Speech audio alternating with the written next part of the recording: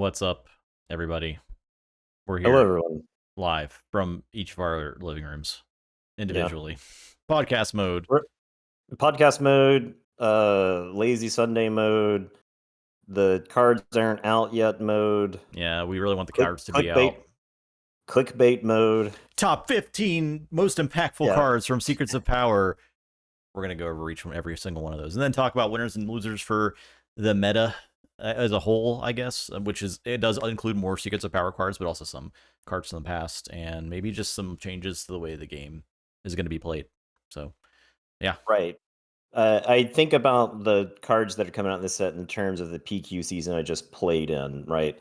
It's like impossible for me to not think of the game in that way, where like the games I played against like the Force decks and the aggro decks, like how did the cards in this set kind of fit into those decks that exist already? Because I think that's the most natural inclination for people. Take the deck that you have that's put together, better.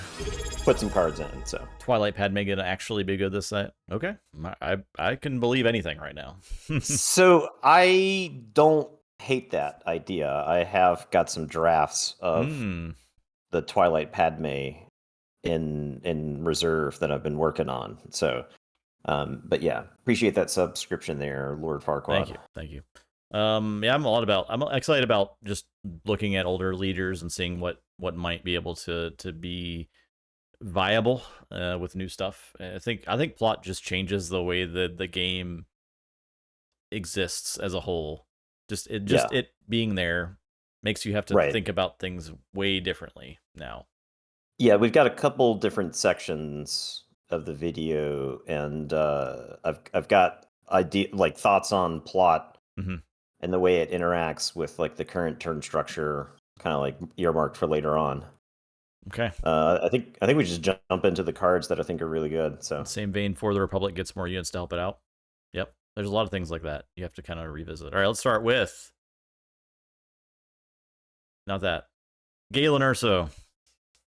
You'll never win. Galen's a 3/5 for 4. When played, name a card. While this unit is in play, each non-leader card an opponent owns with that name, including those not in play, loses all abilities and can't gain abilities, and he has plot.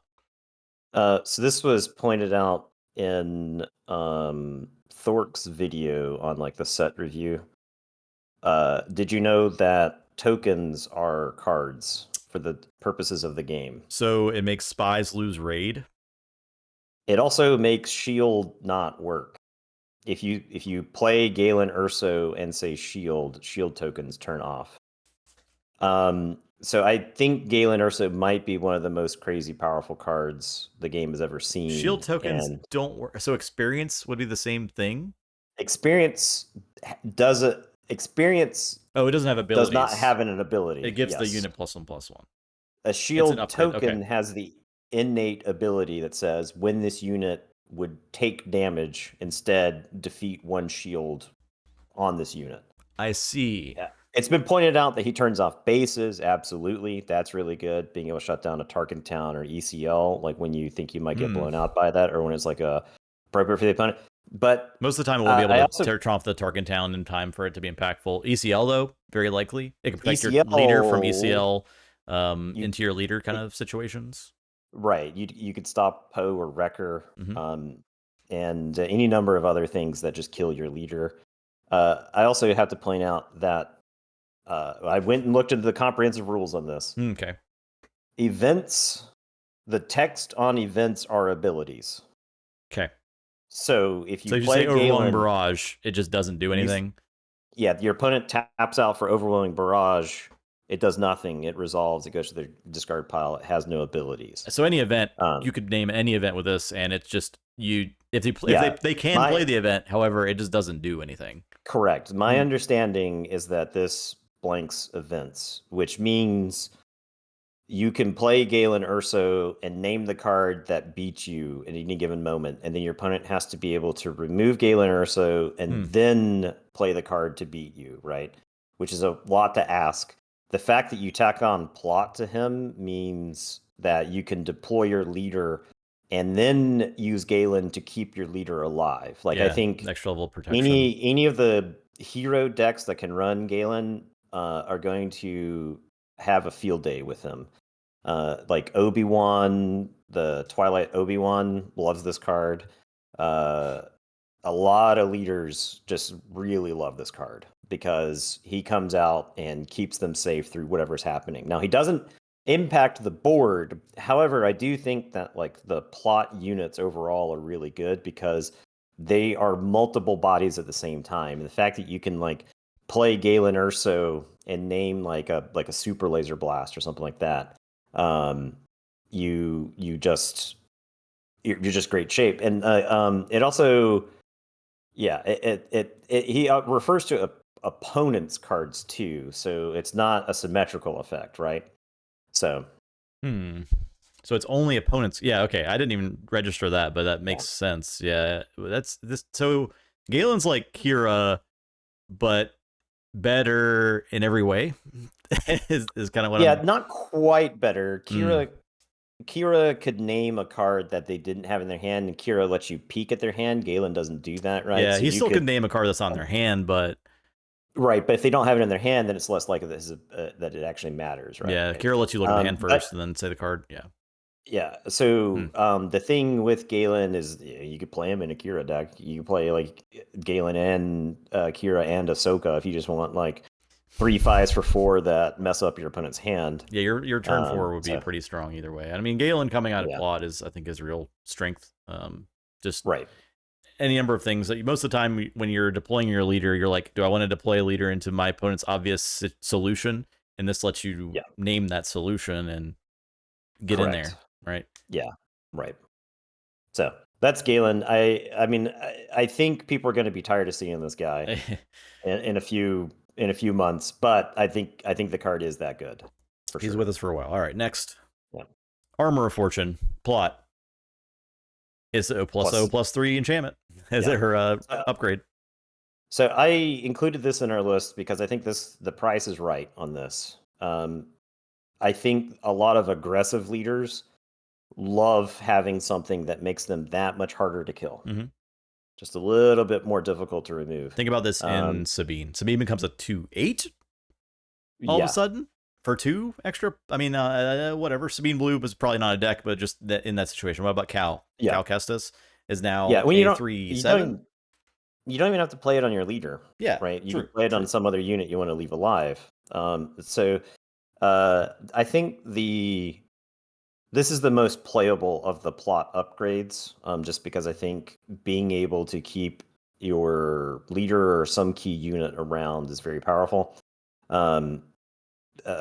Simply because removal, like there's actually very little good removal in this set. This might be one of the sets when it comes to removal that has like put nothing on the table that like decks actually want to see. Makes me a little nervous for limited for the set because of that. Could be.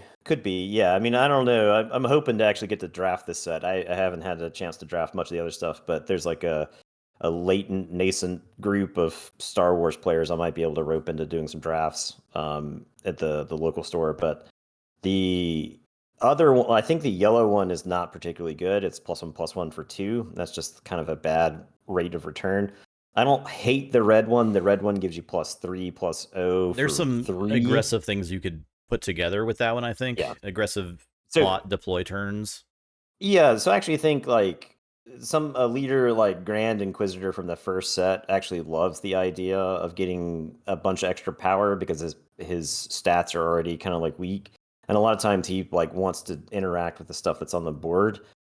So somebody like the Inquisitor could get use out of the +3/+0. And I actually think I know a lot of people kind of like are scoff at the +2/+3 for 4 green enchantment, but I actually think that one's really good. I think there's a lot of times where if you're throwing out your leader and your leader suddenly gets +2 power and +3 health, you could, like, if you've got a 6-drop leader and you combine Armor Fortune and that +2/+3 one, I forget what it's called. It's like Unveiled Might or something like that. There are a lot of leaders that just can't be taken off the table. Yeah, when it's big and beefy. When you just suddenly give them 6 extra health, right? And I think and you play Galen and say Rebels Fall. Right. Well, so this Armor Fortune works with Galen, right? Mhm. Like if you've got a 6-drop leader. Yeah, exactly. I keep going back to Obi-Wan, but I think he's like the most obvious use case of you have a Sentinel leader who goes to 10 power, and then Galen comes out with him and shuts off like a rival's fall, and your opponent just looks Yeah, at I'm throwing up. that unit and is like, well, I guess I got to beat through this. Yeah, I was Right? like, glad I'm playing the space deck. So I'll see you Yeah. later. Yeah. Ground. So anyway, I think Armor Fortune is certainly playable. Yeah, keep your eye on it, kind And of thing. Don't write it yeah, for off sure. just because Right. it looks kind of It's not whatever. flashy. It's Yeah. not flashy, but a lot of leaders get hard to kill when you add 3 extra health to them. So Next up, we got Imperial Dark Trooper. Now look at this another guy. not flashy card, but It's a Battlefield Marine. It checks all the boxes. Villainy Battlefield Marine. It's Imperial. It's a trooper. Right. It's a droid. It's 3/3 for 2.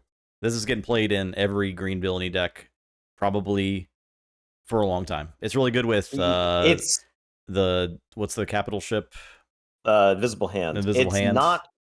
I will say it is not quite an auto include, but depending it on is the strategy, close. right? And then I It's also very think, close.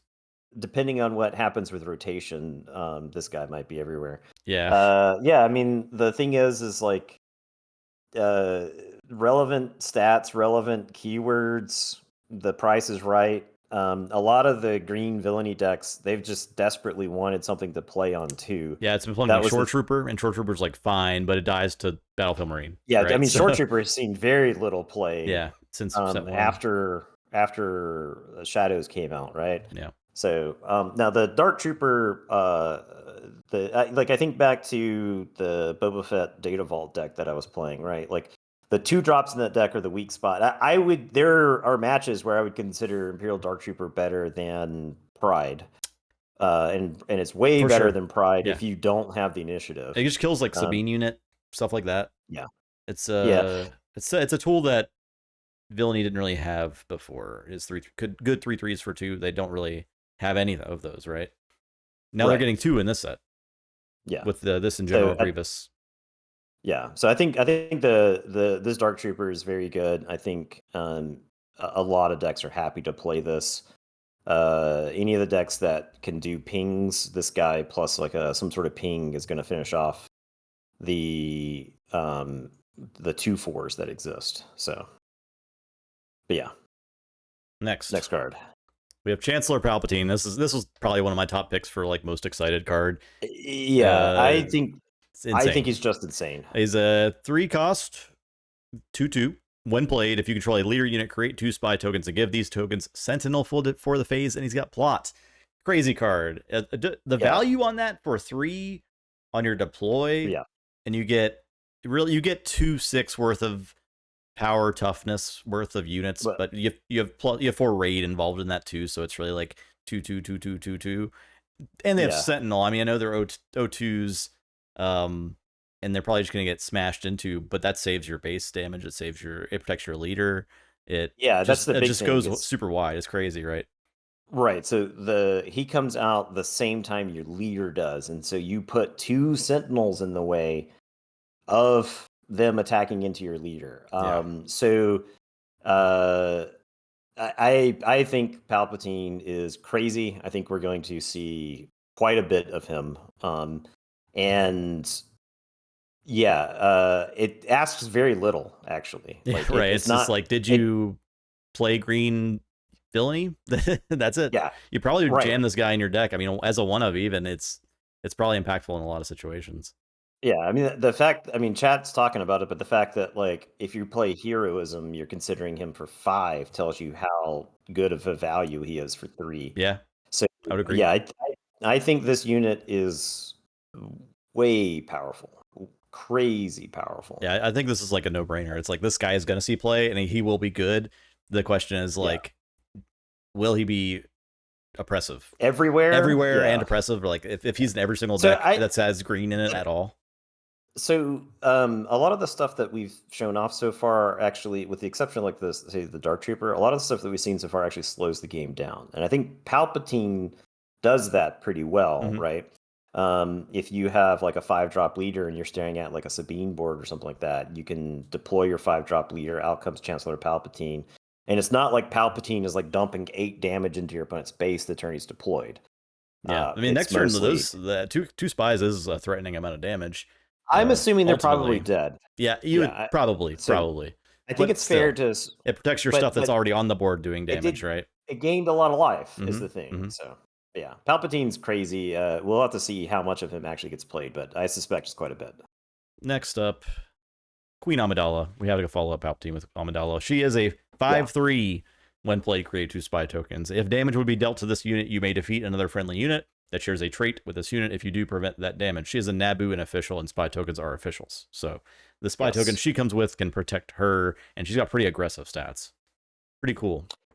Yeah. So this is Cloud Goat Ranger. If anybody played Magic, this is basically a beat stick that comes with some extra bodies.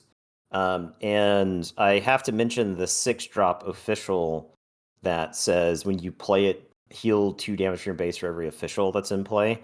And the fact that you can curve her into that dude, I think, forces aggro decks to respect what you put on the table. Because that's like 6 HP back if you just follow it up with 1. Or is that person an official too? So it's like 8 if all of them are on the table?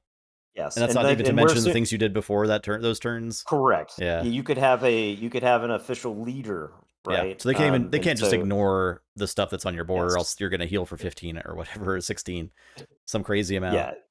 Yeah. I think it's like reasonable to expect it. At the worst case, that official unit is like cargo jugger, not the 4/6 one. You know what I'm talking about, the shielded one. If you control the blue unit, it hasn't seen play in a while. Yeah, and you heal 4. Yeah, it's that. I think it was cargo juggernaut. Yeah. It's worst case. It's probably that. Best case, it's probably healing for 10 or more. And I do not think that today's aggro decks can handle your opponent healing for 10 just all at once in one action. Yeah, no way. Yeah, it's pretty rough. So she's really hard. The only strike that I see against Queen Amidala in this set is that she dies to Anakin. Right, exactly. She dies to Anakin. So Luke obviously is still around, and Bo-Katan is another one that Blue Heroism is going to be using to sweep for -3/-3. So she's vulnerable to that, and she does die to those. Her ability doesn't protect her from that. Correct. Yeah, I think Anakin's probably the most relevant one. Yeah, because it's the turn after she's played. Yeah, you can play Luke and kill her, but and Anakin can clean up like one of the spy tokens as well. That's why, like, you know, but more on Anakin later. Yeah, we'll be talking about as a little bit of a teaser. Yeah, the next card is Jar Binks, everyone's favorite Star Wars character. Yeah, so I'm including this in the list just because every time I sat down to draft some deck that wanted to take advantage of plot, that I basically snapped 3 of these into the deck. Really? Right away. So Jar is a 2/1 for 2 plot. When played, you may give another friendly unit +2/+2 for this phase. I assume that just kind of gives you a lot of options on the plot turn with that extra power. It's pretty good at dealing with things or being more aggressive. Yeah, and there's nothing stopping you from plotting like 6 of them, right? Or like 3 of them, right? Like on 6 resources, you roll them out one at a time. Put Jar Jar, buff something, put Jar Jar out, buff something, put Jar Jar out, buff something again, and then Jar Jar dies, and suddenly you've got like 6 damage or whatever, right? Yeah. So and I think Jar Jar is actually relevant on non-plot turns. Like you can just play him because it is a body that also buffs something in play. It's not quite as powerful as Fleet Lieutenant. Yeah, because you don't get to attack in at the same action. Yeah, you don't. Right. It gives your opponent like a window to respond to it. However, I do think just buffing stuff is generally pretty good. And value-wise, 2/2 for 2, pretty good. I mean, you do get to action cheat if you're using plot on it. But if there's ways to like return this to your hand and replay it, there's probably something you could do there. I mean, it's a way to play around Power of the Dark Side, right? Like if you're playing an aggro deck or something like that, you don't mind playing this guy. Now, Power of the Dark Side feels kind of dead, and we're going to be talking about that in a bit too. But this set is not good for that card. Yeah, so I think this card is just extremely powerful, and the price is right for sure. So the official decks of both Villainy and Heroism seem really good. Did some testing. The Double Cunning Palp Legend from Twilight is MVP and Mothma. I've been wanting that unit to be good because I think it's a really cool unit, and this set might Yeah, have some gas for it. Yeah, I mean, a lot of people are have been apparently testing the Mon Mothma officials deck because you can play that Palpatine because you get to ignore the aspect penalty. Aspect penalty, yeah, seems pretty which good. helps a lot. It's pretty good. All right, next up, we got the Crucible. Now this is one. This is top of my list of cards I'm excited for as well. 6 for a 5/5 Jedi vehicle transport. So it's not a capital ship. So yeah, if it were a capital ship, actually, I think this card, I think it would get insane. Yeah, but yeah, when played, when defeated, give an experience token to each other friendly unit. Each other friendly unit. Yeah, seems kind of wild. It's a lot. Yeah, of so buffing. the question is how much stuff is on the board, but like I feel like honestly, I feel like the Vader space deck would love this card. Just being able to blanket buff a whole bunch of stuff. Now, no, a lot of times it like caps out at like 4, then maybe like Overwhelming Barrage. But honestly, I think you could probably sculpt that Vader deck just a little bit in this upcoming set and change it so that it goes a little bit deeper down the curve and is a little bit more resilient. This card, I mean, this card's just really good. I'm thinking of all the decks that are gonna plot deploy their leader on 5, and then on the next turn you can play the Crucible, and that just pushes your guys out of range of getting killed. Yeah. So I think this card is very good. Time the reinforcements into this, or sneak attack for pushing damage early. Yeah, so you could buff all your spies. You could play this in the deck with your Palpatine plot thing the turn after you Palpatine plot. You can play this in your Padme deck. That Padme has dumped spies into play. You could play it in your Thrawn deck, right? I mean, like we played against that blue-green Thrawn deck, and that Thrawn deck was solid. And having something that like suddenly buffs the stuff in play, pushing those Thrawn units. So like the blue-green version of Thrawn is very sticky. Like you have stuff just on the board between the Cobb Vance and all the guys that just kind of like refuse to die. This gives you a way to buff them and make them relevant. Yeah, the Thrawn trigger on this is kind of terrifying. Yeah, depending on what the board state looks like. I also like this in an Akbar kind of deck. I think Akbar's got some. I can do that. I wonder if you could do some Akbar stuff where you're like also making spies at the same time as Akbar is creating X-wings in space, and you're wide everywhere. I don't know if that's like overextending into 2 different strategies, but and you got to worry about the thing you got to ask yourself is like how many actions does that take? Yeah. Because that's where the Akbar deck suffers. If we were playing like Magic, the fact that you could take like 5 or 6 actions in a turn wouldn't hurt you. But in Star Wars, if your opponent plays some big fatty, takes initiative, then and you don't answer that fatty, then you could just get to attack with it, right? Yeah. So next up, Trade Route Taxation, another plot card. Choose an opponent. If you control more units than that opponent, they can't play events for this phase for 2. Green. Yeah. A control card. Yep. Events. Well, can't play events. That's a lot of stuff. Yeah. Well, it's an anti-control card. It's a control card. It's an anti-control card, right? So I think this card is just a crazy tempo card. You'll notice, once again, you could deploy your leader. You could play your Palpatine. You could then play Trade Route Taxation on a plot. And that's all on 5 resources. Your opponent can't play an event, so they can't like Overwhelming Barrage and clean up all the garbage that you just put on the table, right? Yeah. I mean, you could have a 5-cost leader deploy Palpatine and this, and your opponent's just like, if they don't have stuff on the board with a presence, then that's they can't really do anything. They'll play like a guy, and that's it. Yeah. So this card does create kind of like a race to see who can have the most units on the table, right? Which is interesting. Because if you are the one who is behind, then you may just get blown out, and this card won't do anything for you, right? I still include this card just because I think there's a lot of situations you start your turn, you play Trade Route Taxation, and your opponent scoops. I think this is probably going to end up being a sideboard card, I imagine. It could be. So the thing about plot is the opportunity cost for playing it in your deck is actually very low. Yeah, it's just down there if you need it, and otherwise it's just an easy resource decision. So yeah, that's a good point. Like, as a one of, it's there. One or two off. It might be there it's just, to win you the game. Every 10 games, it might win you the game. Yeah, and that's probably worth that deck slot. Right. So yeah, I mean this is an extremely powerful card. I think a lot of the tempo aggro decks love this card because it's like right when the opponent can play something that makes the wheels fall off the bus, you can snipe it. Yeah, I mean So point is Vader's gonna love this card. Vader, the yes. deploy Vader turn and plot into this, and then your opponent's like, oh crap, I can't Yeah. Rivals Fallen, I can't bamboozle. Oh shit, Yeah. I'm dead to Vader. That's a good point. All right, next card. Topple the Summit. I think we've all been kind of expecting this one. 5 cost plot. Deal 3 damage to each damaged unit. Yeah. Seems very impactful in a lot of different leaders. Yeah, I think this matters quite a bit. I mean, I think this card is insane with the Boba Fett pilot leader. It's just wild with him. You deploy Boba Fett, you ping 4 different things, and it's like 4 damage to 4 different units, at least.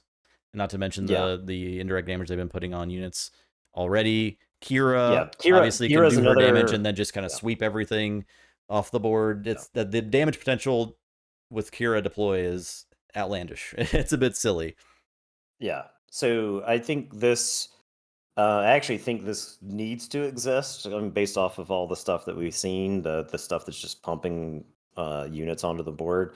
Yeah, I this, like, you might even consider deploying your leader depending on like what your opponent has developed or not at a given situation. So I think this is really good. I think this card in Boba Fett Data Vault makes that deck just that much better. Just because like the games you lose with Boba Fett Data Vault are the ones where your opponent has just enough stuff on the board to stay ahead of your removal, and they're getting damage in the whole time, right? And the Boba Fett deploy doesn't even up the score for you. And I think this now forms much needed functions in that deck. Yeah, I'll be curious to see how this plays out, because really, against like a spy strategy, this might not kill anything if you can't spread that damage onto the spies. So is it good enough against stuff like that? I don't know. Yeah, they did print the tank in this set. This tank costs 5. It does 1 damage to up to 4 ground units, and if you don't damage your own ground unit, you do 2 damage to your base. So you could play that and then deploy your leader on the next turn and then clean up a bunch of stuff. Depending, like, so like if they play Padme, right? They play Padme, you play the tank. Next turn, you could deploy Boba Fett, and then you could even put Boba Fett into the tank. Yeah, and stuff like IG 2000 also curves into this. IG 2000, yes. IG 2000 into this is a crazy combo too. Yeah, for sure. So yeah, all that stuff that just does some blanket damage just is like so payoff much better for that stuff. Yes. Yeah. Next. The thing is because it exists, it forces your opponent to try to play around it. Yep. So they might trade off stuff they wouldn't have. And it makes them think about putting indirect damage on their base more so than units, even more than before. Even that was usually the right decision. Yeah, I don't want to tell people how to play against Boba Data Vault as long as I've been using it for the PQ season. But I think generally speaking, people were a little bit too cavalier about putting damage on their units. And I was always pretty happy when they put damage on their units when I was playing it. Oh yeah, for sure. Because it always put them within range of getting killed of specific removal. Yeah, so exactly. All right, next up, Arrest, the yellow villainy law. You may your base captures an enemy non-leader unit at the start of the regroup phase. It rescues it. So this is a very like cheap answer to just about anything. If they have upgrades on them, it rips the upgrades off. That's pretty relevant. If it's just like it stops an impactful card from, you don't have to deal with it for a turn. I feel like that's pretty worth it for 2. Yeah. This is a card that I think aggro decks love to see. Yeah. I think this is a card control decks love to see. I think this is a card that mid-range decks love to see. The thing about this card is that the price is right. Yeah. There are a lot of times in the game where you have to kind of like make a decision tree based off of what your opponent's going to do, right? And you don't necessarily know what the right call is. And so sometimes you might like deploy something a little small, right? Like you're thinking maybe they got a removal. I want them to use removal on like this other thing or something like that, right?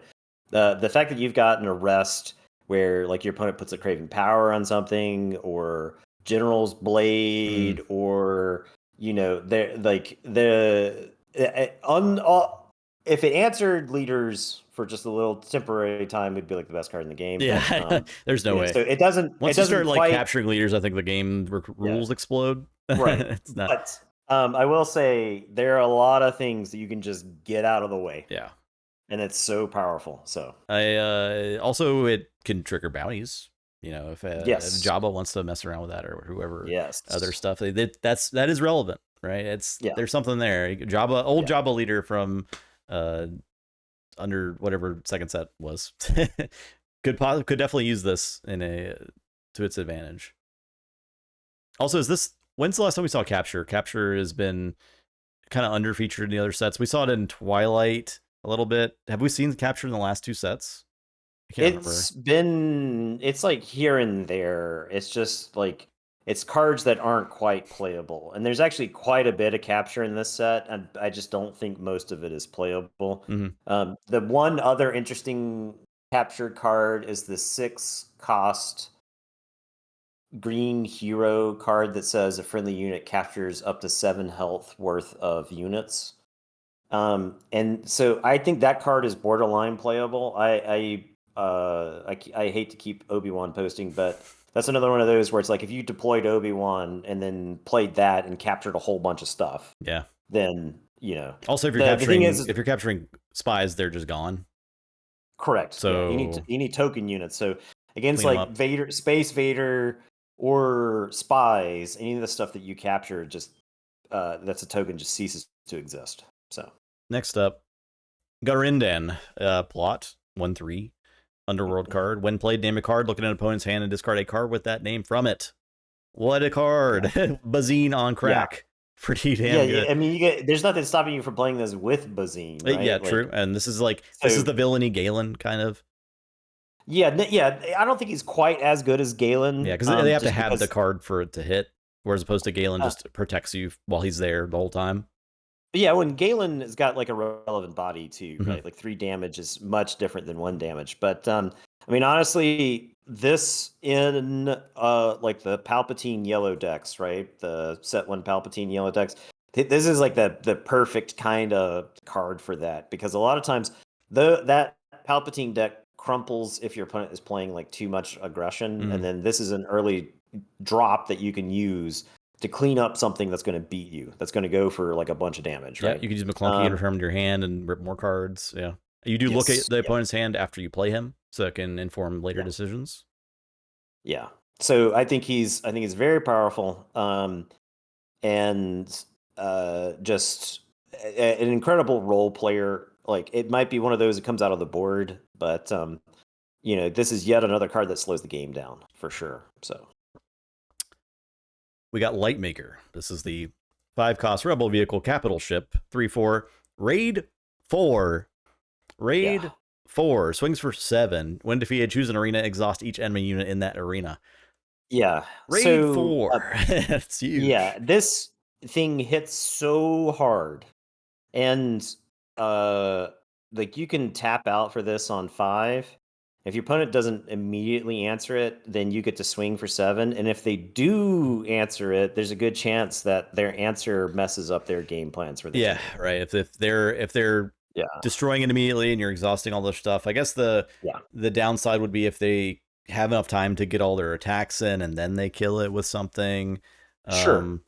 But then you probably have initiative going into the next turn, which is I think going to be highly relevant going into the 6-drop turn, which we'll talk about in a bit too. Yeah, this card just hits hard. I don't think we have anything in space that hits at this magnitude. And it's not outmaneuver. It exhausts enemy units. It doesn't exhaust your units. So even if you have developed your board, controlling the when defeated isn't always easy. You could heroic sacrifice it.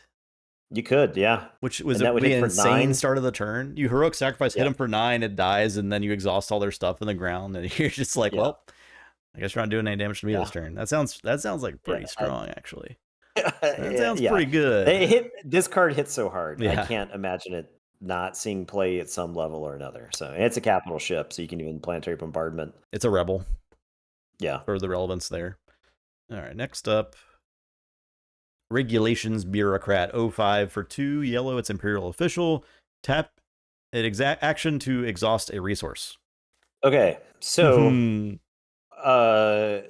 this guy's getting some buzz now, but I think most people, you look at this card and you're like, well, that's interesting, and then you think on it a second and you say, wait a second. Yeah. It's a Rashad port. Yeah. But better, I guess. Yeah. So he's got 5 health. If this guy were like a 0-2, I don't think we'd be talking about him. Yeah. But because he's got 5 health, I suspect that there are a lot of decks that are going to like see this guy and just go. So the situation is your opponent first action plays this guy. Your next action, play a 2-drop, right? Your opponent takes initiative. Your opponent's first action is make you exhaust a resource. So yeah. On your next turn, you only have 2 resources to play, another 2-drop? And then your opponent gets to spend 3 resources and do something. So here's the thing. Even if you don't have the initiative, if you play this guy, typically in Star Wars, you want to play your cards after you attack. Yeah, because so you're trying to get as much information. Yeah, so if you don't have an initiative in that situation and your opponent has 3 resources going into the second turn and they have a unit they want to attack with, they're then, if they want to be able to use all 3 of those resources, they have to play that card right then. Right, that's which gives you a chance to answer their first turn play. Yeah, or alternatively, they spend like a surprise strike or something, right? Yeah. That's the thing about this card is that it impacts the early turns of the game substantially. It completely changes the preconceived notions of what the first couple of turns in this game are. And like there have been many other content creators that have talked about like how you really lost the game on like turn 2 or 3 and you didn't know it and you're just kind of playing it out since then. I think this guy creates those situations as well, right? Where it's like you didn't answer him. I think you could compare this guy. I think the closest analog is Dr. Pershing. And I think you can't let Pershing run away with a game. You can't let this guy run away with a game. I think this guy might even be worse than Pershing as far as like running away with a game. Oh, like better for the person playing this guy? Correct. Like this unit disrupts your opponent's game plan so much. Yeah. And the thing is like this is like the perfect control 2-drop. Because it either mucks up the opponent's plan, or it gains you 5 life. And there's a very strong chance it does both, I think. Also, it doesn't die to ping Turkentown. Correct. It stays alive through that. So that's and then it's got it has 2 relevant keywords, Imperial and Official. So yeah, we'll have to. I don't know that you could play like yellow Tarkin with him, but the Imperial keyword's not irrelevant, and the official keyword's obviously relevant because of this set. So yeah. Darth Traya, best friend. What was Darth Traya again? Darth Traya is when she attacks you, ready a non-unit leader. Okay. So she raised the leader side of cards. So. Let's see. All right. Next up, the Wrong Ride. 3 cost, exhaust 2 enemy resources with plot. Kind of similar vein. Very similar to Garindan, very similar to Galen, very similar to trade route negotiations. It's similar to the Bureaucrat. The thing here is that I know there's probably some people who look at that and they're saying you're paying 3 to tap down 2. That matters quite a bit if you're ahead because it puts the opponent off of like the things that they want to play, especially if you're taking the first action of the turn. Yes. Right. So I think you can. There's a lot of times like once again we can go take a look at the 5-drop leaders. If you play a 5-drop, if you're like blue yellow leader, you could play a 5-drop leader, play the Wrong Ride, exhaust 2 of the resources, put the Armor of Fortune on your leader, and I don't know how your leader dies from there. At least not that turn. For sure, not that turn. Right. Like they got to come up with something next turn. Yeah. You've just completely disrupted what the opponent was trying to do. Yeah, like every color has one of these types of events, right? That is probably really very impactful on your leader turn. It just disrupts the opponent's turn so much Yes. that Yeah. they might not be able to do anything on that turn. Like this one could put a real stink. Like the card you plan to play, it's possible that you can't play anything that's in your hand at that point. Right, right. Because you could curve Garindan into this. I think there's a lot of like the classic Thrawn, a lot of those leaders that like don't want to win until turn 8, 9, 10 or later anyway. A lot of those leaders can actually use stuff like this to stay alive a lot longer now, right? So Yep. All right, next and final of the 15 making an impact cards, we have Moral Authority. This is a heroism attachment attached to a friendly unique unit. When played, attached unit captures an enemy non-leader unit with less remaining HP than it. It's got +2/+0 on it too. yeah. So I am going to compare this to Craving Power, a card that has made an immediate impact in the format for sure. This is like the heroism version of that. I also think it's got a better upside because it costs less and it gives +2. So I think this card is extremely powerful. There's a lot of leaders that you would deploy, and you could slap this on there. They're suddenly more dangerous, and they've removed some sort of threat out of the way. So I think honestly, it's not quite like Legal Authority, because Legal Authority was power, right? Less power than it.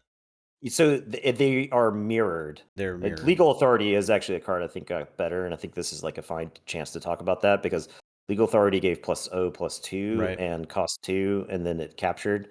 But the Legal Authority is also a law, and there's that 0/4 in the set that costs 2, where you look at the top 8 or 10 cards of your deck and put a law into your hand, and then he gets +1 power for each law in your discard pile. Okay. Orn Free Ta, I think is his name. Another law that he can go get is actually confiscate. So confiscate's a law, which is very relevant. And they printed a couple other laws. The trade route negotiations is a law. So I think that law package, I don't know if it's quite good enough for constructed, but it's certainly something worth exploring and messing around with. But I think Moral Authority is a card that a lot of hero decks are fine with because it's going to remove some problem. Like you can get rid of like a Chirrut, you could get rid of a Victor Leader. You can just take something and move it out of your way for a little bit, and that's probably enough. And right? the +2/+0 is very relevant for the Yeah. aggressive end of the game kind of strategy. So I like the card Right. a lot too. And because that's one of the secret things about Craving Power that does so much work is that it suddenly buffs a unit by just enough, makes it harder to kill, and gives it a power to the point where the opponent needs to answer it or get beat on. So okay, now we're going to take a look at the winners of this particular set, possibly, potentially. First up, we have Bombing Run. Yeah, so Kill Spies. I know we spilled a lot of ink on killing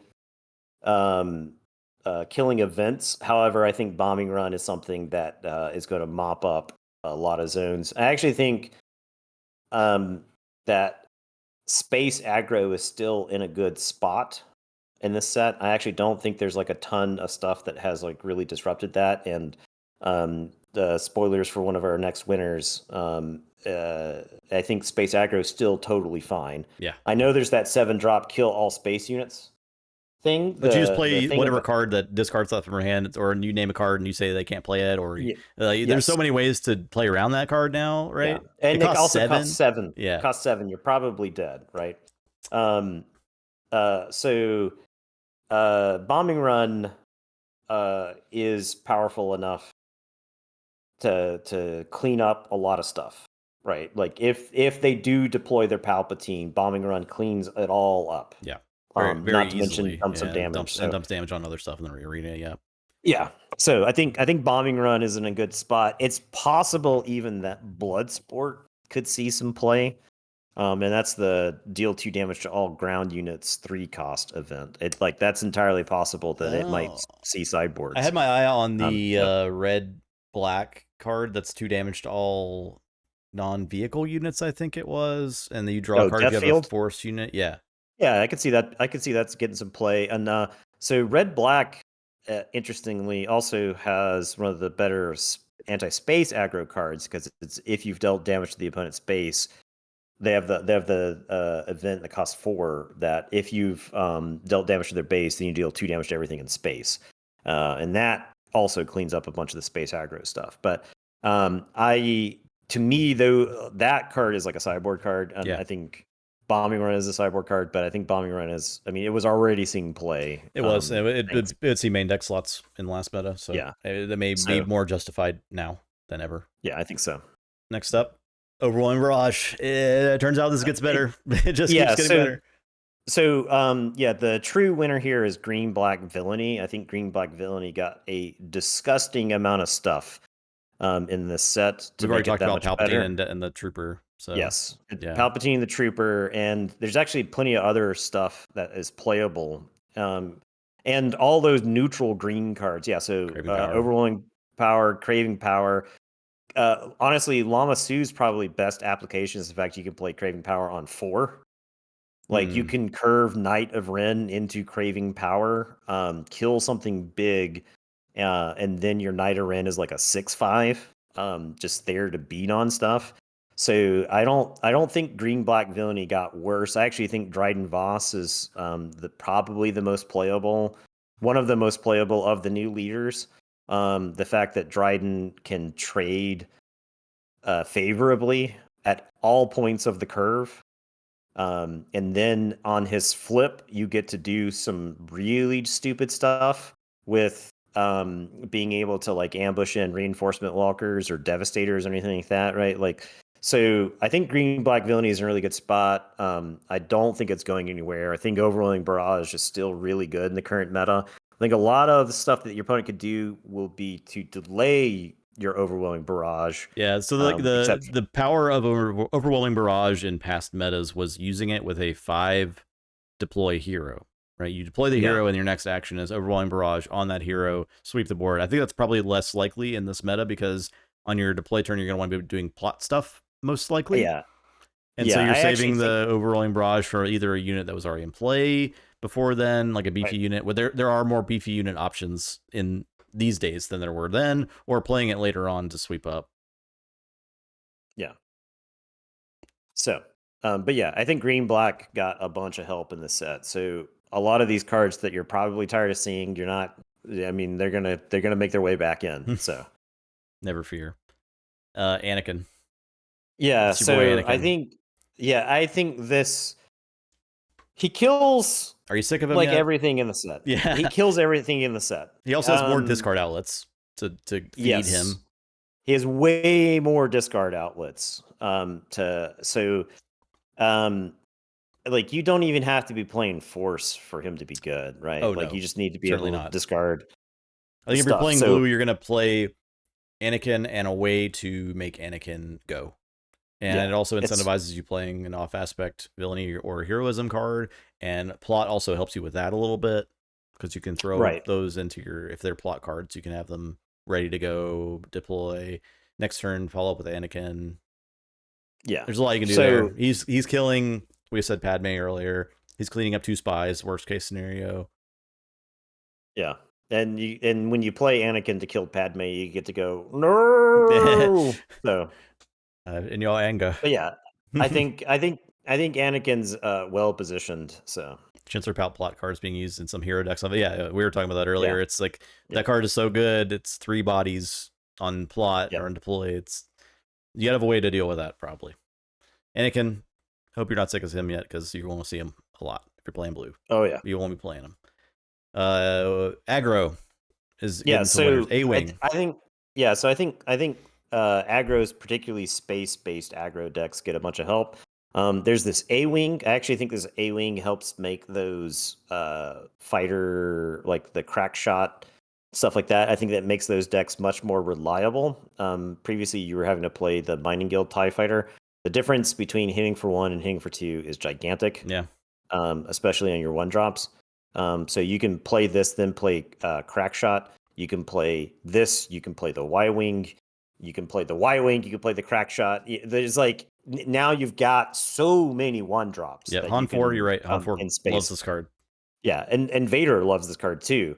And I think you had one more card to show off there, right? Yeah. So this is actually like I think the missing link for Boshek. I think this might be you could play this and punch it, but the fact Boshek that didn't get Surprise Strike, but it gets Boshek this. did not get Surprise Strike. Yeah. And the Vader deck, and honestly, a lot of those aggro decks, a lot of times if it's first action, Surprise Strike kills the opponent. This is the same as that. Yeah. As long as you have one other unit to exhaust. And you probably will have a token or something, like a TIE Fighter or whatever. Yes. Yeah. Yeah. So I think this card is totally fine. I think Surprise Strike is so good that even if you paid 1 and tapped another unit for it, you would still. There's a lot of scenarios where that would still win you the game.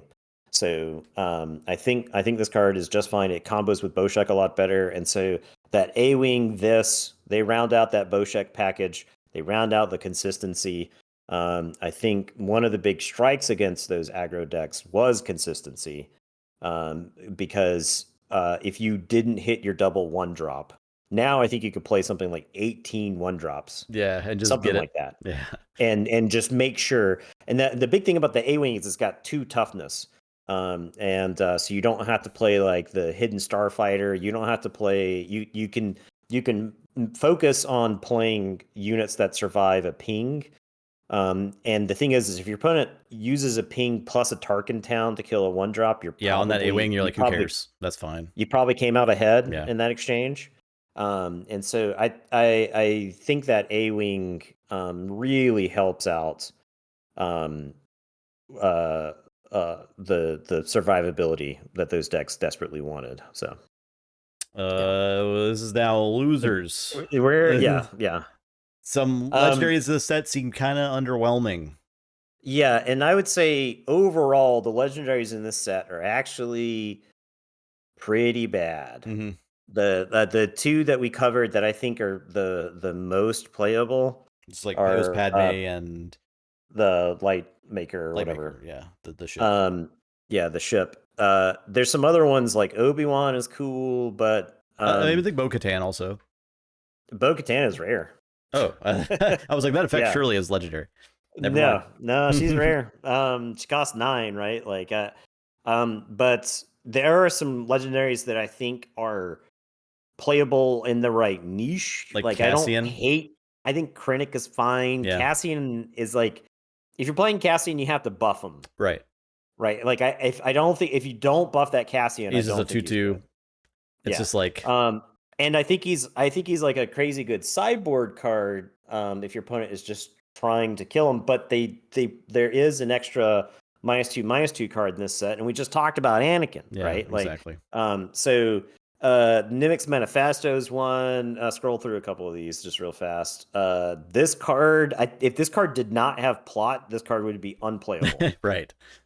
And even with plot, I'm not sure this card is playable. Yeah.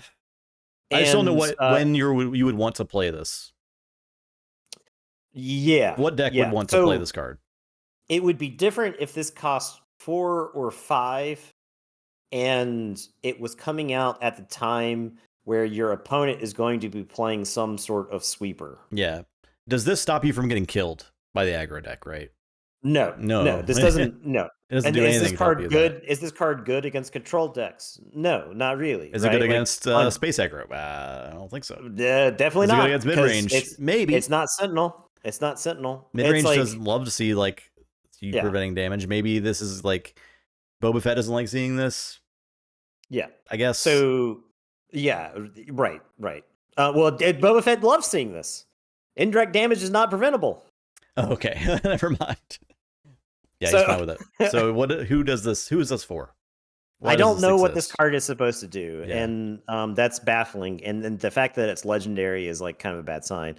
There's another legendary in this mix. Now, I don't hate this legendary, and I'm not saying that the legendaries in the set aren't like thematic or like have cool style points or whatever. The I think that's like a disconnect in the Star Wars game in general, is that there's a lot of thematic stuff that is bad in the game. Yeah, right? Just based off of the way the game is played.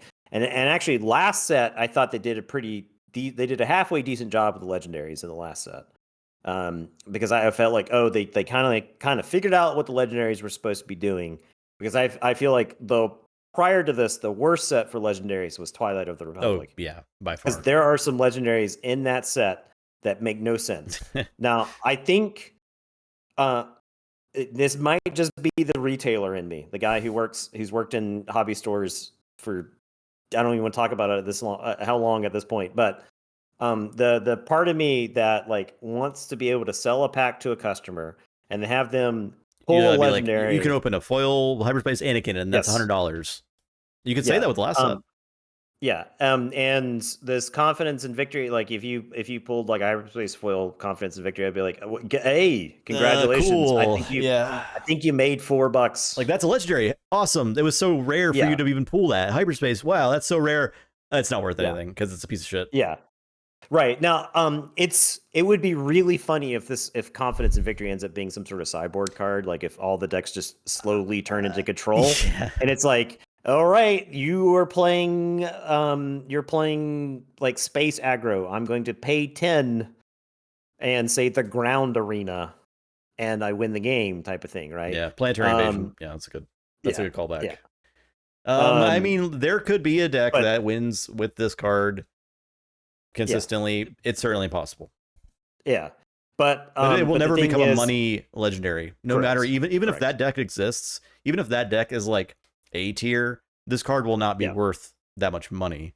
No. You probably don't even play 3 in that particular deck. Like, you could load 1. Yeah, and we could put like a half dozen other legendaries into these here. I just picked out a couple of them to make fun of specifically, but I think the legendaries in this set are pretty bad. They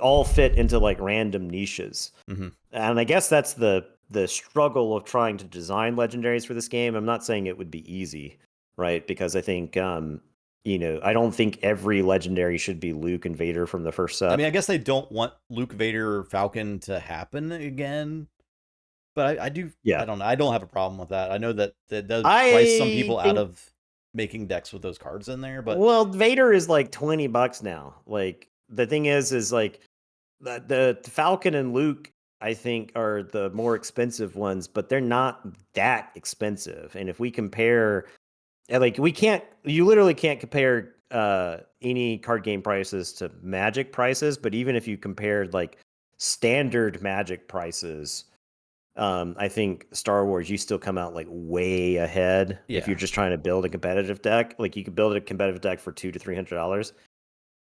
That's like how much money you would spend on coffee in a month at this point. I mean, you could build a PQ competitive deck for Star Wars for like $60. You could probably yeah. If I think you like I think like the Han Tarkin Town, or I think Cad Tarkin Town is even cheaper and probably even better than Han Tarkin Town. Yeah. But I think Cad Tarkin Town is a deck that is like 90% commons, and uncommons. And then you need like holdout blasters, which are worth money just because they have been played everywhere. The slippery slope of making L's like the best cards is then what at that point, after a 6 sets worth of that happening come out, and every deck is like stuff as many legendaries in there because they're overstated, they're more powerful units. There, every card is I can't even, any number of Magic cards that are mythic rares, and the decks are like 4 Ragamans, 4 of the cat thing. I don't know. You know what I'm saying though? It's like you lose the identity of you lose the identity of like being able to run commons in the deck, or being able to run good uncommons that are role players. It's just like jam every overstated powerful ability card in your decks, and that's what you play. So I get that you don't want to necessarily design with that legendaries with that. I do think you Scope. need some sort of legendary Star Destroyer in every single set. I think if you just do that, that fills a role. Yeah. I think you should probably have like a legendary Jedi of some kind, or like you should have a legendary like character from the movies, just like all the time. Because like if we go through, we got what, Queen Amidala and Obi-Wan in this set. Those are the two like protagonist characters that are. I'm not really counting Dryden Voss. We haven't even because gotten a legendary Palpatine, right? Like yeah, you're right. like a The Emperor rare Palpatine. one. Yeah, the rare Emperor Palpatine from the first set, and honestly, there were Boba Fett decks that were playing him as like the 4th or 5th Devastator. Yeah. Just because he comes down and cleans up a bunch of stuff, right? But imagine Anyway, like a legendary one that's even cooler and better. That does some pretty badass stuff. Yeah. The double yellow one, I'm not counting because he's Chancellor, not Emperor. Very distinct. Yeah. I didn't say Chancellor. I don't know. I didn't say Chancellor. All right. Next up, we got so 3 2s in general. Yeah. So this section is entitled 3 2s for 2. And I just happened to pick 2 from this set. So I think Karis is actually borderline playable. I would say borderline. So. Yeah, I would say so. I like the hidden, and I also like the when defeated. So I actually think the hidden is useless on him. Okay. That's the funny thing, right? Like if I play him turn 2, the hidden does not matter. Yeah, virtually, right? And if you want to show the next 3-2, the exact same thing. Why are they hidden? It doesn't matter. So and I do think this one's relevant because of keywords like Force Sith. Sith is relevant, and Force is fine too. But I think like 2 health is particularly fragile. There's so much stuff that does 2 damage now. And people are going to be packing ways to deal with the spy tokens. So these by consequence also are going to eat those solutions. Yeah. And the thing is they printed a bunch more 2/4s in this set. Yeah, and those just clean those up so easily. Like, there's the 2/4 Sith drop now, right? I think it's blue, black. Very good. Force. I think it's Force Sith 2/4. Yes. Because it is the thing about that guy is it is more Karis redundancy. But not this Karis. A different one. Yeah. Right. A different one. Yeah. Our final loser is Blue Villainy. Blue Villainy. I think Blue Villainy got beat up in this set because Power of the Dark Side and Super Laser Blast, I think, are not in a great way. Yeah, there's so many ways to deal with the events that your opponent might be holding in their hand, or make them not be able to play events at all, or just name this particular card, this card that you've said so many times in the past when you're playing a Star Wars game. I hope you don't have Super Laser Blast. I win if you don't have Super Laser Blast. Now you have ways to say, I'm playing this card so that if you have it, it doesn't matter. Yeah, right. And a lot of those exist in your resource row now. Yeah, so you're like deploy your leader and put Galen Erso. It's not even like you have to have them in your hand, right? You don't even have to draw them at the right time. They just do the thing now. Yeah, so, I think that's ultimately not necessarily a bad thing. I do really like Power of the Dark Side as a thing that exists in Star Wars as a kind of a check to certain strategies, like the play a 2-drop, play a attachment on. I love that this exists for that, and I think it's still probably good. So like that, because Arrest exists, there's actually a world where Power of the Dark Side is better in certain situations. If you've got 5 resources and your opponent has 2 things, the thing that's keeping you from Power of the Dark Siding them and something else, you can arrest the donk, then Power of the Dark Side the thing that you want to kill. Yeah. And then they get back the other guy or whatever. But I think Power of the Dark Side might not be in great shape in the next set. I'm not prepared to completely write it off because I think it's such a good card throughout the history of the last 5 sets that it's still going to be good when it's good. However, so a lot of times those situations might be resources. Slimmer. Yeah, exactly. Yeah, so like your opponent was playing a Force deck. They've got the initiative. They play their Force drop. You just take the initiative and you Power the Dark Side and you keep them off the Force right there, right? And then if you were playing like Iden or you were playing any of the control deck shells, you just kill whatever they play as it hits the table, and you keep them off of Kiata Mundi, you keep them off of stuff like that. And stuff like Kira, when she deploys and she sweeps plays the 3 damage plot, you can still use Power of the Dark Side the next turn to clean up whatever they're following that up with. So yeah, it's still got some. probably It's still not got a role to gone. play, but it's certainly Yeah. worse with the amount of Yeah. spy pooping to the table that a lot of cards are Yeah, doing. there's going to be a lot. A lot of spies are Yeah. getting pooped out there. And lastly, the initiative discussion, and this is just Cassian as Yes. a visual for Yes, that. we're using Cassian as a poster boy for the initiative discussion. But I actually think the person who doesn't have initiative in this set is always going to be at an extreme disadvantage. There are going to be a lot of times where having the initiative is just going to win you the game because of the combination of cards that you get to play. And you get to do that before your opponent does, before your opponent has a chance to react to it. And this Cassian is a leader where if you've got the initiative the whole game, you play your 2-drop, right? Because the other side of him is where if your unit deals damage to the base, it can't be attacked, right? So you got the initiative, you attack as the first action on the second turn. Your guy can't be attacked now, right? And the thing about like those Sabine decks is it was like you attack with your guy, they Play kill a it. thing. You play another thing, you grab initiative, you attack with it, they kill it, and so on and so on and so on, right? This is like makes the play a 2-drop into Fleet Lieutenant even more insane. Yes, because it's one action, and you the 2-drop can't be attacked. They can attack into the Fleet Lieutenant, but you get like 4 or 5 damage in, and they can't deal with the 2-drop. And so I think any of the stuff that makes it so that those units stay alive longer makes those aggro decks more powerful. And this kind of goes back to my discussion on on how I think aggro is actually in a great spot now. This leader shouldn't be legal in limited play for set 6. Is this rare? Yeah, he's rare. Syndicaz is crazy for keeping initiative or getting it, doing 3 actions on one. Yeah, because you could Synta on the Cassian deploy, smash through something, and then just take initiative next action, right? Yeah. And he's still there. He's still smashing. Very exciting. Right. And yeah, so now the good news is this Cassian does die to Anakin, so I think that's why once again, Anakin still in a really good spot. Yeah. But yeah, I think the initiative has gotten like crazy important, and I felt that way when I was playing in the PQs. There were the games where I felt the initiative did not matter, and those were like the random value based matchups that I played, and those were few and far between. But there were a lot of times where I had to strategically grab the initiative so that I could execute the plan I wanted to. So extremely cheap force lightning kill. You get him for 2.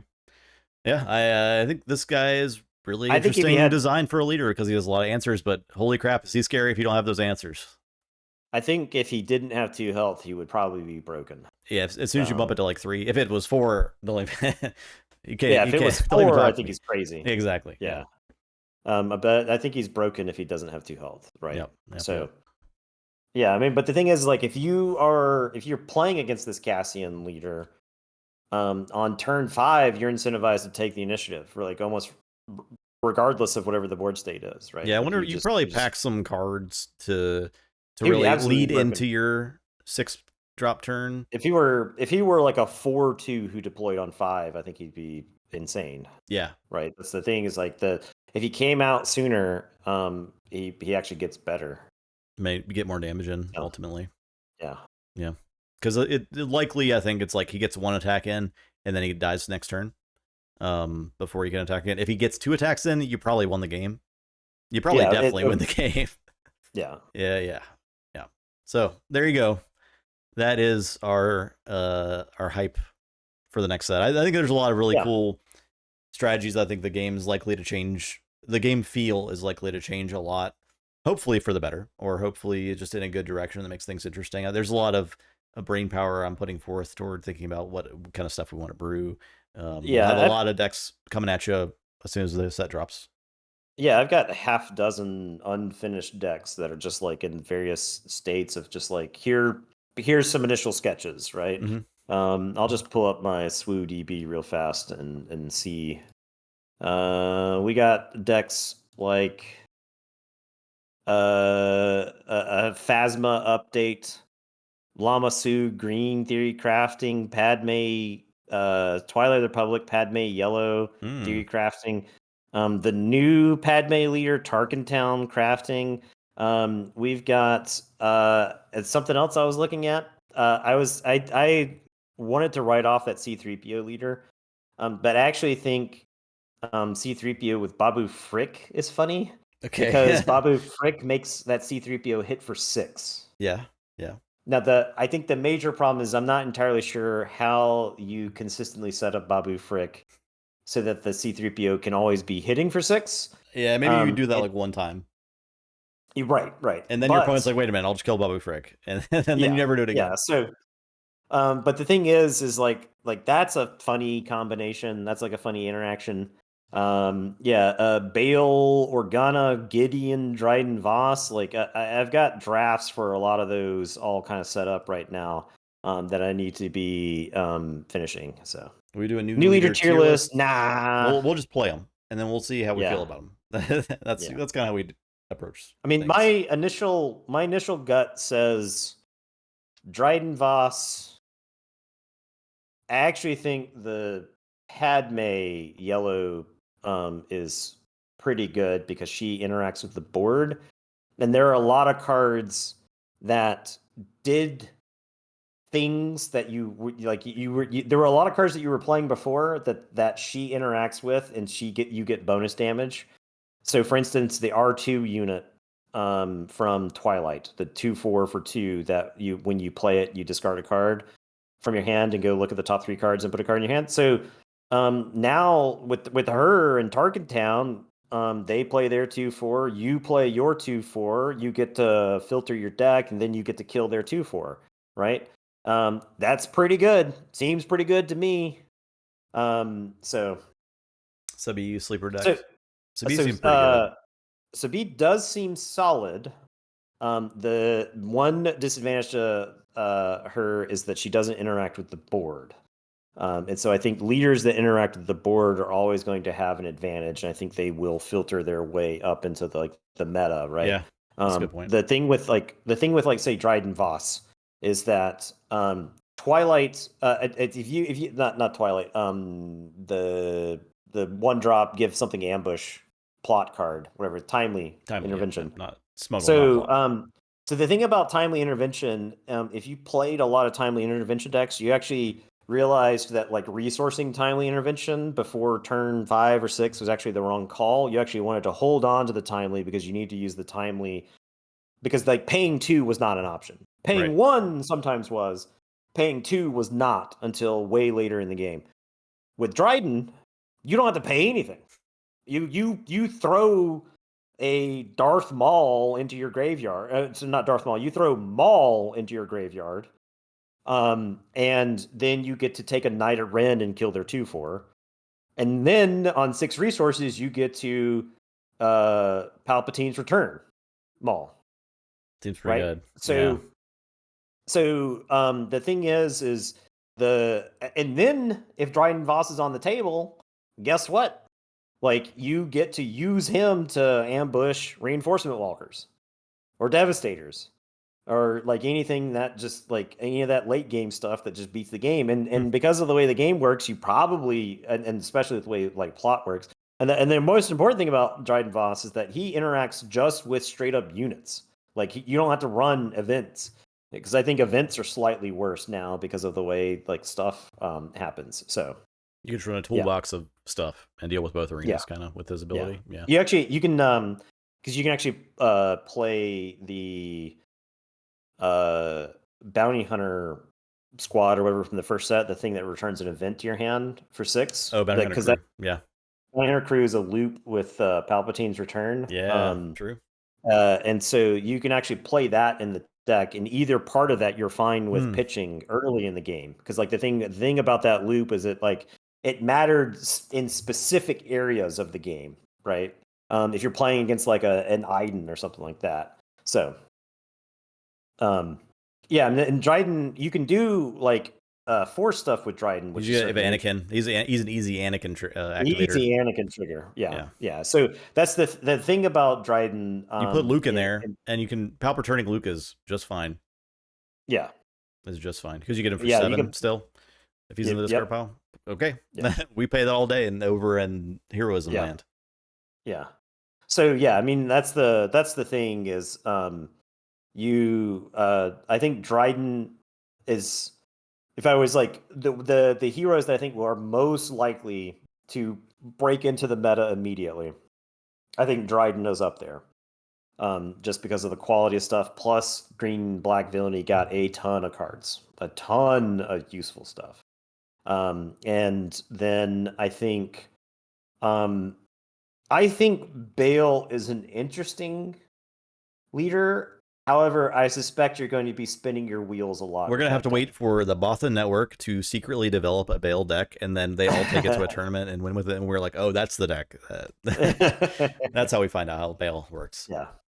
Yeah, so I mean, I think Bale is a really good unveiled might target because he comes in as a 5/6, and yeah, you tapped out for it or whatever. But if he gets smoked, then guess what? Like he's coming back. So I think Shadow Collective Camp is good with him, where you and the thing is, he passively gains life throughout the course of the game. So Palpatine Bendu, yeah, true. Oh, yeah. So Dryden Red is worth considering because of the Darth Maul unit, the one that can attack 2 units. You can ambush him in, and then he can just like smoke 2.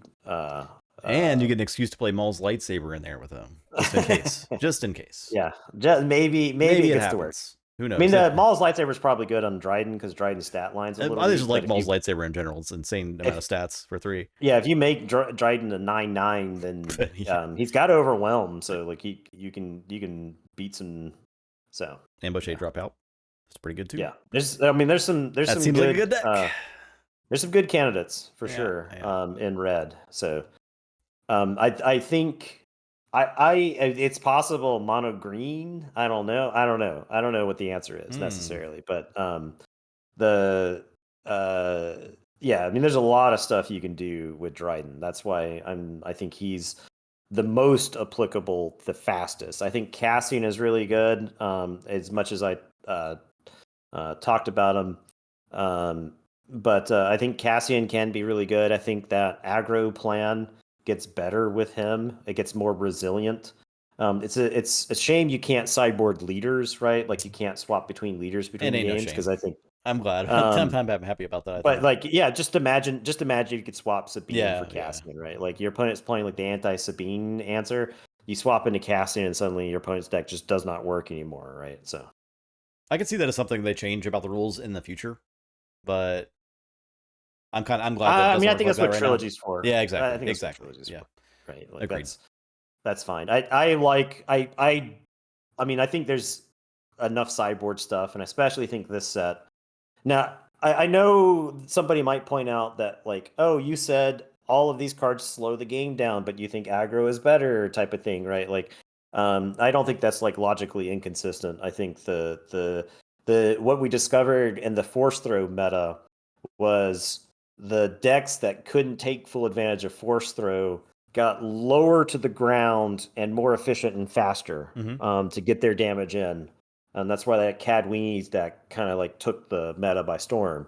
And so that's all those cards that slow the game down. There's that classic Magic adage: you either want to be slightly slower than your opponent, or you want to be a lot faster than your opponent, right? And that's what these cards do. They slow the game down. So the person who has like the slightly slower deck is going to win those mid-range matchups, but the faster decks are going to get in under all that disruption. Plus, those fast decks get access to the disruption, right? So then they can slow the answers down. It actually like pushes the answers further down the curve. So I mean, I think the skill gap widens a bit too with this set. I think like those name a card cards make it so the more knowledge you have Yes. about the game, the more knowledge of Well, the cards that your opponent would be playing in their deck, it advantages people who put in a lot of practice. yeah. So the thing was, especially in the PQs, there were board situations where my opponents would make plays, and I would say to myself, they are projecting this card. Mm-hmm. And now there's like a ton of tools. Now that with that knowledge, you can use that knowledge even more aggressively, Yes. somewhat, right? Yes. Yeah, you Yes. can use that more to your advantage, rather than just playing around Correct. it. You can say, I play my 3/1 or 1/3 guy and name a card in your hand and discards it, and then all of a sudden they don't have access to the thing anymore, and the things they've been doing were for naught. So Yeah. yeah, Yep. it rewards the game knowledge even more. That could be a deterrent for new people playing in those types of tournaments. I could see someone getting blown out by like, oh, he knew every card in my hand at all times. He kept naming cards, and I couldn't do anything. Like that sounds like a not fun time.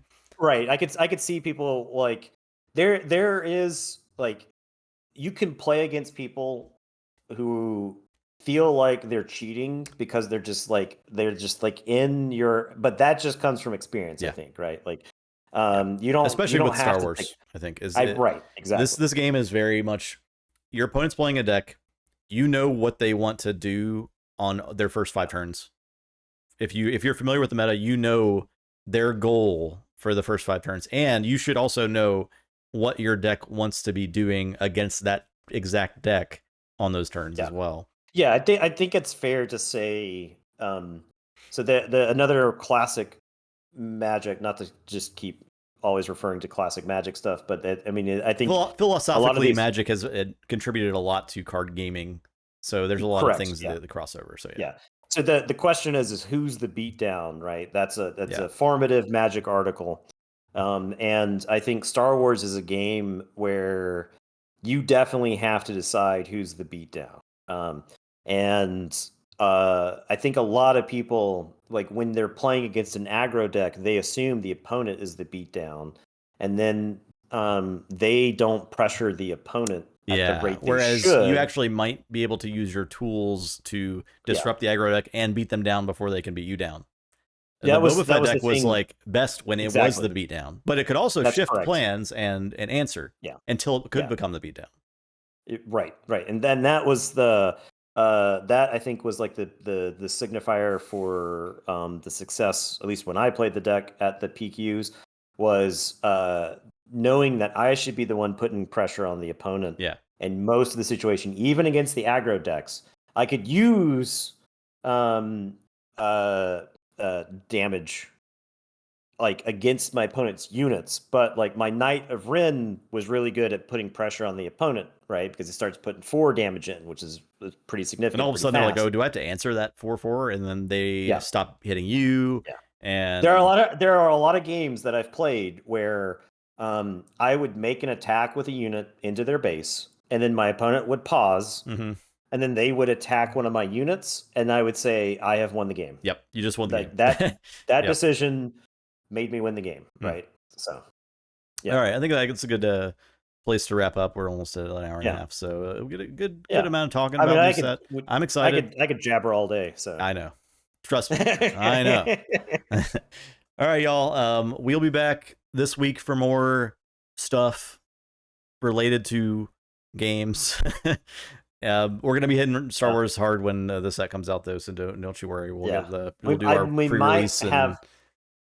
We might have access to a Hoth deck this week. Hopefully, I really want to do that. Yeah, because I want to play against that. Because I actually wonder what like a slower version of this game looks like. Yeah, and I want to get that video out there as like an intro to Star Wars kind of thing for our channel too. We'll probably approach that as a hey, you're interested in Star Wars. This is our first time playing the game kind of thing. Yeah, and take it real slow. But I'm excited for that experience too. So, all right, y'all. Thank you so much for watching, and we'll see you next time. Goodbye. Everybody.